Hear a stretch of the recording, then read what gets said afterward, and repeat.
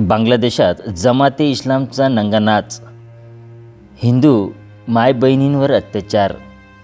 बांगलादेशात शेख हसीनाचे सरकार गेले तरीही हिंसक वातावरण आहे।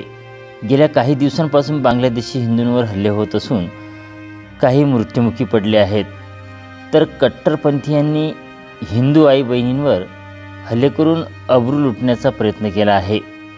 हिंदू मंदिरे, घरे उद्ध्वस्त करण्यात आली आहेत।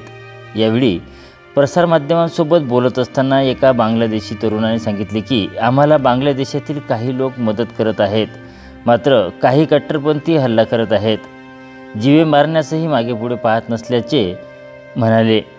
तसेच जमाती इस्लामी समूह बांगलादेशच्या रस्त्यावर बंदूक घेऊन फिरत असून ही हिंदूंसाठी चिंतेची बाब आहे।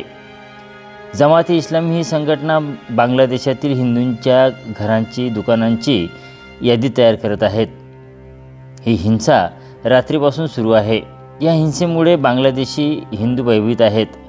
या प्रकरणात विश्व हिंदू महासंघ बांगलादेशने अपहरण झालेल्या तसेच अत्याचार झालेल्या महिलांची यादी जारी केली आहे। यामध्ये 3 हिंदू महिलांचा समावेश आहे। त्या 3 महिलांचे अपहरण केल्याचे सांगण्यात आले आहे। सध्या बांगलादेशातील परिस्थिती पाहता अनेक बांगलादेशी हिंदू आपले खरे नाव सांगत नाहीत। त्यांना आपला जीव वाचवण्यासाठी पडूनही जाता येत नाही। जमाते इस्लामी समूह रस्त्यावर बंदूक घेऊन फिरताना दिसत आहेत। तसेच इंटरनेट कनेक्शन कापण्याचे काम केले जात आहे।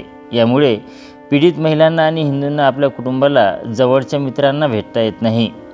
दरम्यान शेख हसीना यांनी राजीनामा दिल्याने बांगलादेशातील तुरुंगात असलेल्या 2200हून अधिक कट्टरपंथीयांना जामीन मंजूर करण्यात आला आहे। त्यामुळे हिंदूंची अवस्था आणखी बिकट होईल अशी शक्यता वर्तवण्यात येत आहे।